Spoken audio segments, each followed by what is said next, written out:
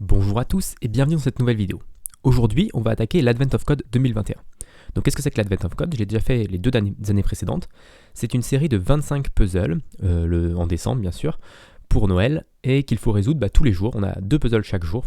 Du coup, c'est 25 puzzles, mais il y en a 2 parties pour chaque puzzle. Donc ça fait à peu près 50 énigmes, on va dire, à résoudre, qui sont de plus en plus dures au fur et à mesure des jours. Donc les premiers jours sont assez simples, et puis les derniers jours peuvent prendre vraiment beaucoup de temps. C'est vraiment des calculs assez complexes et des choses... voilà. Il n'y a pas besoin d'un gros ordinateur, parce que tous les calculs sont résolvables normalement si on a le bon algorithme en moins d'une minute, ou moins d'une seconde d'ailleurs, normalement je crois. Et donc normalement, il ne devrait pas y avoir de soucis pour votre ordinateur en tout cas. Après pour votre cerveau, des fois c'est un petit peu chaud. Donc les années précédentes, je l'avais fait en 2019, j'avais fait 17 jours. Et en 2020, j'avais fait 18 jours, je crois, et peut-être un peu plus. J'avais fait 2-3 jours après de mon côté, moi tout seul, parce que c'est vrai qu'en vidéo, ça pouvait prendre plusieurs heures à résoudre le problème. Et donc, bon, c'était un peu compliqué des fois. Je revenais, je réfléchissais de mon côté, je travaillais, etc. Donc, c'est vrai que c'était un peu compliqué pour les derniers jours que j'ai fait. Donc j'avais tout publié sur GitHub, là par exemple en 2020 on a GitHub, et puis je compte faire la même chose aujourd'hui. Donc j'ai créé mon repository Advent of Code 2021, et normalement, s'il n'y a pas d'erreur et pas de problème, je devrais faire un puzzle, donc une partie de puzzle tous les jours. Donc c'est-à-dire que le jour 1 ça sera le 1 et 2, le jour 2 ça sera le 3 et 4, etc. Donc cette organisation-là, ça me permet moi d'avoir un petit peu de temps aussi pour résoudre les puzzles, et de ne pas avoir l'obligation de faire tous les jours 2 puzzles, ce qui des fois prend un peu de temps avec le travail à côté, etc. Donc du coup, on va commencer tout de suite avec le premier puzzle de ce jour 1, qui ne devrait pas être trop compliqué, normalement il commence vraiment très très simple. Donc j'ai déjà lu un peu l'exemple, donc il y a une petite histoire à chaque fois, donc là on est dans un sous-marin a priori avec des sonars et ce genre de choses. Donc chaque année c'est un petit peu différent l'histoire, et on réutilise des fois des exercices des puzzles précédents vers les puzzles suivants. Donc du coup, le premier puzzle de ce jour 1, il est assez simple, en fait on a une liste de chiffres, et il faut qu'on compte les chiffres qui sont supérieurs aux précédents. Donc par exemple, là 200 est supérieur à 189, donc ça compte pour 1, 208 est supérieur à 200, donc ça compte pour 1, 210 est supérieur à 208, donc ça compte pour 1. Par contre, 200 est inférieur à 210, donc là dans ce cas, on va compter 0. Et puis après, 207 est supérieur à 200, etc. etc. Donc ça paraît pas très très compliqué. En gros, c'est un problème de fenêtres, ce qu'on appelle des windows en informatique, c'est-à-dire qu'on va essayer de parcourir la liste, mais on ne va pas la parcourir un par un, on va la parcourir 2 par 2. Donc nous on voudrait obtenir 199 200, puis 200 208, puis 208 210 pour qu'à chaque fois on puisse faire la comparaison. Donc ça c'est un premier point. Donc on va commencer tout de suite à coder, donc en Rust, je ne l'ai peut-être pas dit, mais je compte le faire en Rust comme les années précédentes, et on va reprendre l'organisation que j'avais de l'année dernière, qui était assez bien. Donc j'avais un fichier, donc un projet Rust complet, et puis j'avais créé un fichier, donc là le 01.rs pour la partie 1, pour le jour 1, et je renommais ici du coup, on va rename 01.rs. Dans ce fichier là, je vais avoir, généralement je crée 2 fonctions, donc créer la fonction part1 et la fonction part2, après coup quand on aura la deuxième partie à faire, et j'appelle la fonction part1, et comme ça me permet d'avoir quelque chose d'un petit peu isolé. Donc la première chose à faire, c'est de récupérer son élément, son puzzle input, parce que imaginez que ce puzzle input il est assez petit, il n'y a pas de raison de le faire en informatique, on pourrait le faire limite à la main. Par contre, le vrai puzzle input, c'est celui-là. Donc effectivement, il y a un petit peu plus de chiffres à gérer. Et j'avais également un système assez bien pour les puzzle input. Alors je ne sais pas si je l'avais déjà fait dès le 0.1. Alors j'avais un peu triché sur le jour 0.1. Alors je pense que je vais le faire un petit peu comme les jours futurs.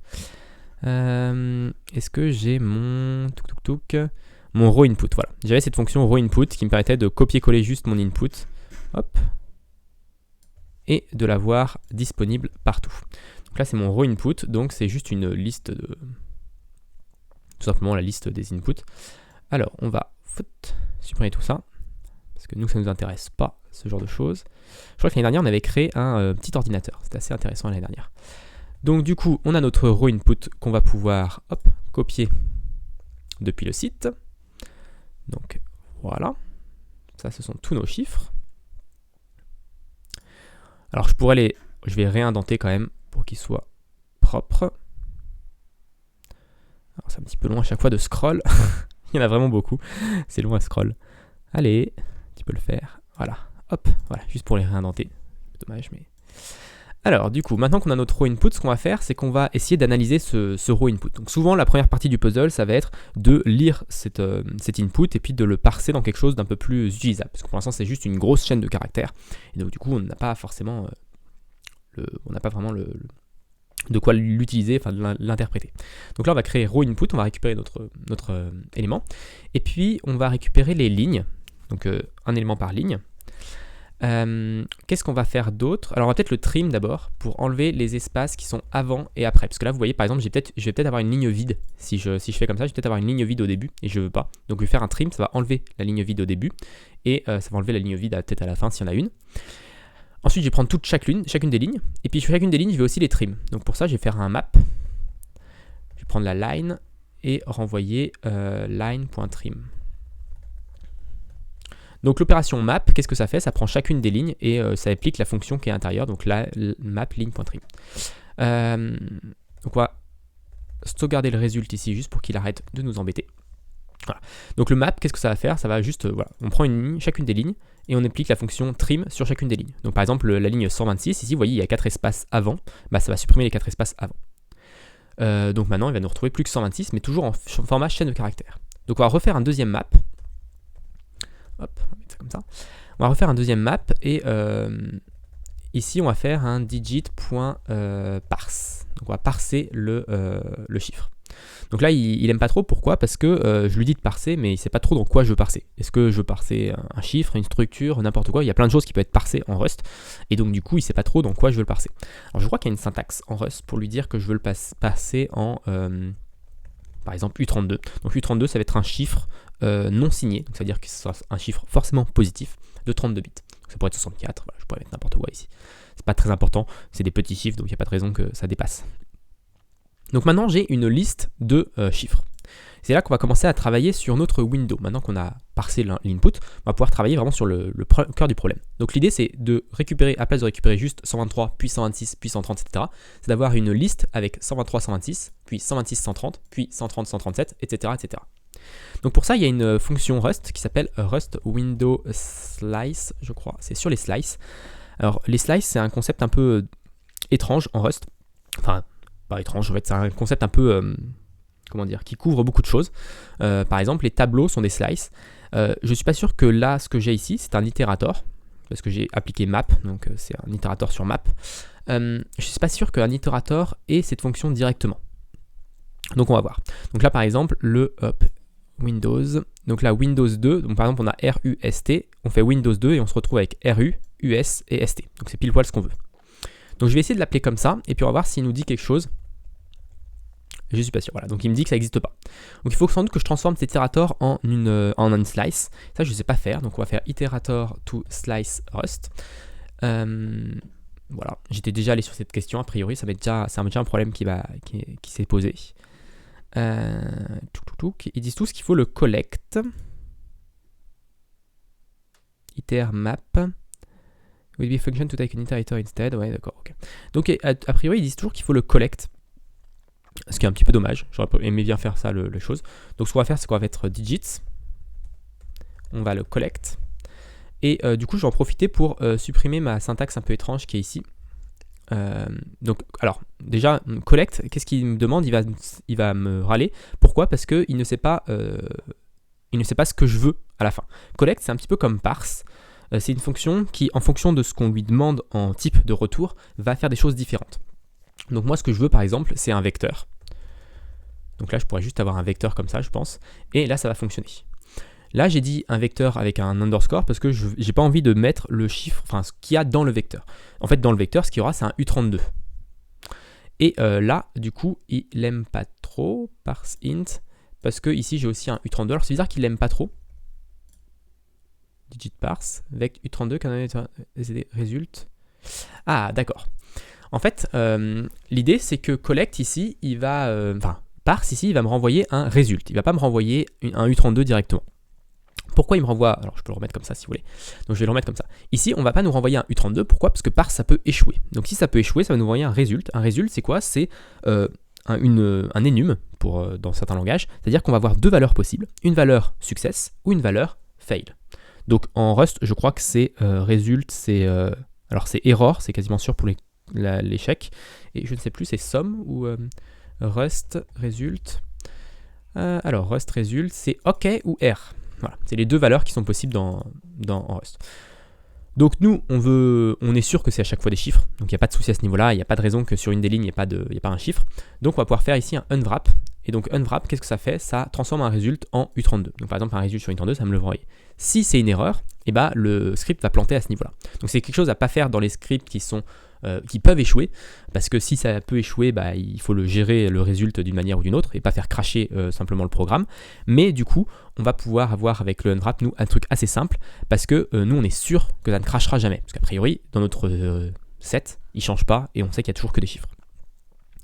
Donc maintenant qu'on a ça, collect fonctionne, et on nous dit qu'il n'est pas utilisé les digits, et du coup, maintenant, on peut enlever le U32, parce qu'en fait, Rust est assez intelligent pour savoir que ici, on veut faire parser unwrap, et que collect, on veut faire un vec de U32. Donc pour avoir un vec de U32, il faut que cette valeur, enfin cette fonction surtout là, renvoie un U32.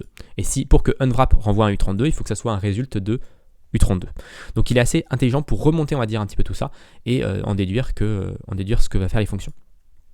Donc maintenant que j'ai mes choses, je vais pouvoir récupérer une slice. Alors pour récupérer une slice sur un vecteur, sans doute il y a juste besoin de faire ça, mais je ne suis pas sûr.